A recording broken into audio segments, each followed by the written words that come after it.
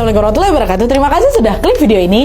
Malam ini aku datang kembali menyapa kalian dengan sebuah kisah horor yang super menegangkan. Bukan yang biasa yang malam Jumat atau malam Senin lah, itu 2 minggu sekali. Aku sengaja upload malam ini, Wak. Soalnya aku punya satu cerita horor yang gak sabar kali pengen aku bagiin ke kalian semua nih. Kisah ini tuh betul-betul seram dan bikin aku kebayang-bayang sampai sekarang. Tapi sebelum bercerita aku mau nanya dulu, pernah gak sih kalian tuh punya mimpi besar tapi harus dikubur karena keadaan? Pernah? Mungkin beberapa dari kalian pernah ngerasain hal kayak gini juga, Wak. Nah, cerita yang mau aku bawain ini berkisah tentang seorang anak perempuan yang hidup dalam keterbatasan tapi selalu dituntut buat jadi kuat dan mandiri di usianya yang masih belia. Lalu di tengah hidupnya yang berat itu dia punya satu mimpi besar untuk mengubah nasib keluarganya. Tapi sebelum mimpi itu terwujud, dia malah terseret dalam pusaran teror yang selama ini menghantui warga di desanya. Teror yang dialami sama gadis ini, Wak, bukan cuma nyeremin aja tapi juga mengiris hati karena hampir ngerusak keutuhan keluarganya. Kira-kira apa yang sebenarnya terjadi dan teror mistis apa yang dia alami? Tanpa berlama-lama kita langsung masuk aja ke ceritanya. Check it out.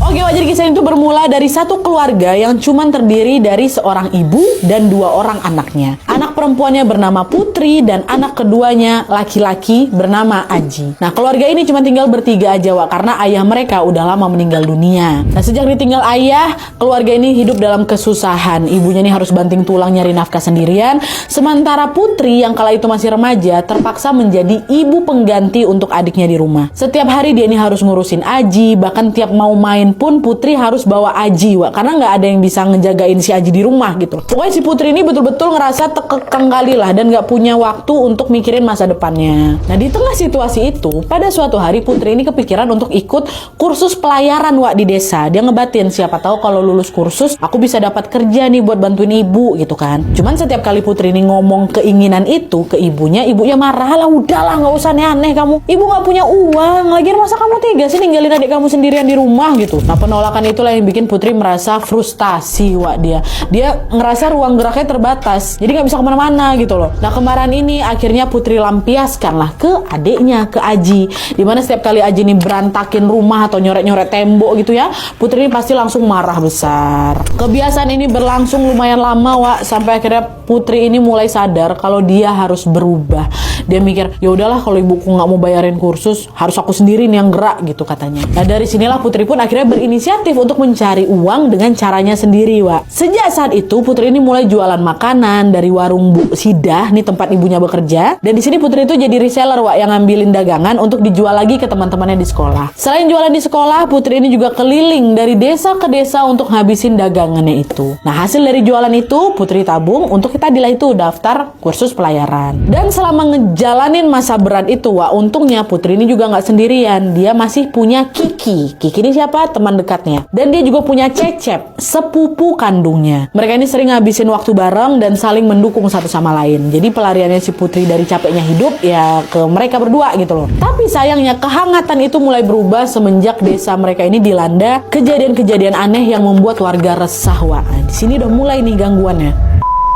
Akhir-akhir itu, suasana di desa Putri ini perlahan berubah. Secara tiba-tiba, Wak, banyak kali warga yang mengaku kehilangan uang dan juga perhiasan berharga mereka. Dan gak cuman barang aja, Wak, warga ini juga mulai ngalamin kejadian janggal. Ada yang bisnisnya mendadak bangkrut, ada yang tiba-tiba jatuh sakit, dan ada juga yang meninggal dunia tanpa sebab yang jelas. Kejadian itu pasti bikin warga makin was-was. Ini kenapa desa kita kayak gini nih? Apa ada yang salah sama desa nih? Nah, di tengah kebingungan itu tiba-tiba datanglah ini kabar baru yang bikin warga makin gempar lagi, Wak. Konon katanya, beberapa wanita di desa Putri itu dikabarkan hilang. Awalnya warga masih positif thinking, mungkin mereka pada ngerantau ke kota nih, bapak-bapak, ibu-ibu. Tapi kenyataannya, Wak, satu persatu wanita-wanita itu nggak pernah kembali lagi. Belum habis rasa cemas itu ya, muncul lagi kabar baru yang nggak kalah bikin gempar lagi, di mana beberapa warga ditemukan meninggal dengan cara yang tidak wajar. Sejak adanya kejadian aneh itu, suasana desa berubah total nih. Ya, jadi setelah matahari tenggelam, semua udah langsung kunci pintu masing-masing, Wak. Malam di sana pun makin jadi sepi lagi, makin mencekam lagi, dan dari sinilah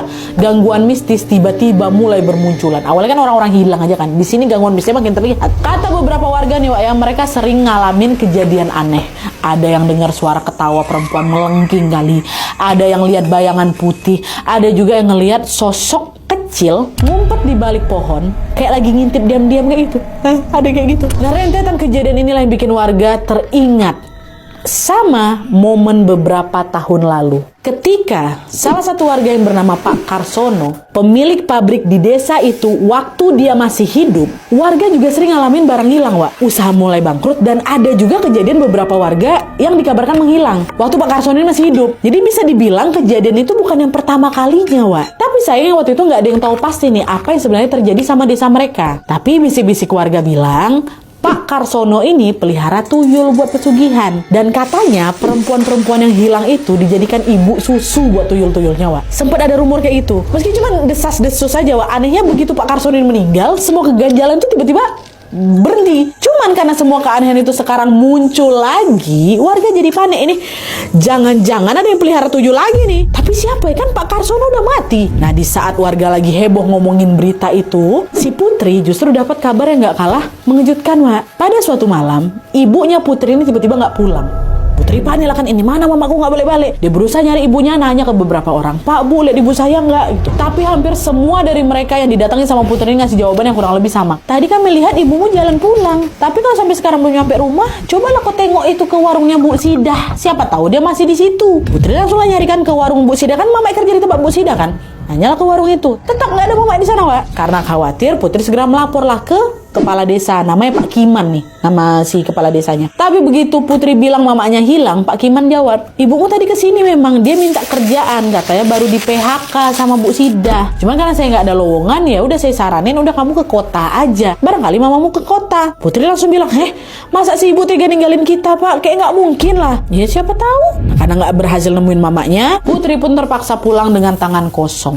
Waktu dia udah nyampe di rumah, ada rasa ganjel yang nggak hilang-hilang di hatinya. Dia duduk di tepi ranjang sambil melamun. Sampai akhirnya pandangannya kelempar ke arah lemari. Putri langsung berdiri, dibukalah lemari itu. Rupanya di sana baju-baju ibu masih lengkap, Wak. Nggak ada satupun yang hilang. Jadi kalau ibu kabur nggak mungkin dia nggak bawa baju, ya kan? Cuman nggak lama setelah itu Putri ngelihat ada satu plastik besar di sudut lemari. Penasaran, Putri akhirnya ngebuka lah si plastik itu. Waktu dibuka, Wak, isinya segepok uang tunai. Astagfirullah. Kok banyak kali uang nih? Sejak kapan ibu punya uang sebanyak ini? Pun kalau ini uangnya ibu, terus ngapa ibu harus kerja ke kota? Iya, masuk akal. Nah, sadar ada yang nggak beres di sini, Putri pun akhirnya menceritakan semuanya ke Kiki sama ke Cecep, kawan sama sepupu dekat itu. Soal ibunya nggak pulang sampai soal penemuan segepok itu diceritain semua sama mereka berdua kan. Nah, di situ Kiki sama si Cecep ini juga ikutan bingung. Jangan-jangan mamaku diculik nggak? Iya, Put. Jangan-jangan ibumu hilang kayak wanita-wanita lain di kampung ini, ndak? Sembarangan kau. Siapa yang mau nyulik ibu aku? Nggak mungkin lah. Nah, di tengah perdebatan itu tiba-tiba mereka dikejutkan sama suara Aji, Wak, adiknya Putri, yang lagi nyoret tembok pakai sebongkah arang, dicoret-coret tuh kan. Baru si Putri mau negur Aji, si Aji malah ngomong kayak gini, Kak, akhir-akhir ini ibu tuh sering ngigo loh, Kak. Dia sebut tempat ini pas lagi tidur. Dia tunjuklah karena yang dia gambar kan. Putri langsung lah nengok gambar yang si Aji tuh, Wak. Ternyata gambar itu adalah sebuah pabrik yang dipenuhi sama cerobong-cerobong tinggi dan dikelilingi sama pohon-pohon, Wak. Di situ Putri langsung ini kan pabrik almarhum Pak Karsono. Ngapain ini mau nyebut-nyebut tempat ini? Pak Karsono yang kembali mati itu, Wak. Nah, sadar ada nggak beres di sini, Putri langsung minta ditemenin sama Cecep dan Kiki buat nyusul ke pabrik itu. Pabrik itu masih ada, Wak. Tapi pas baru jalan, langit tiba-tiba gelap. Angin mulai dingin dan hawanya terasa nggak enak. Nggak lama, Cecep ngomong, Put, udahlah balik aja yuk, Put. Keluar habis maghrib ke tempat kayak gini tuh, Pak Mali. Katanya banyak hantu yang berkeliaran loh, Put. Si Kiki nyeletuk, ya bagus lah. Kita kan jadi nggak sendirian. Ada makhluk yang nemenin kita. Kok nih ngomong apa lah, jangan ngomong sembarangan. Kalau betulan kita diganggu gimana? Kata si Cecep lagi. Nyengir si Kiki di situ. Dia nggak peduli sama ketakutan si Cecep tuh. Dan justru karena sikap cueknya itu, mereka tetap lanjutlah masuk ke pabrik dan nggak sadar kalau langkah mereka makin dekat sama bahaya. Siapa sangka kekhawatirannya Cecep ternyata betul, Wak. Mereka bertiga malah kebawa ke dalam pusaran teror mistis yang nggak pernah mereka bayangkan sebelumnya.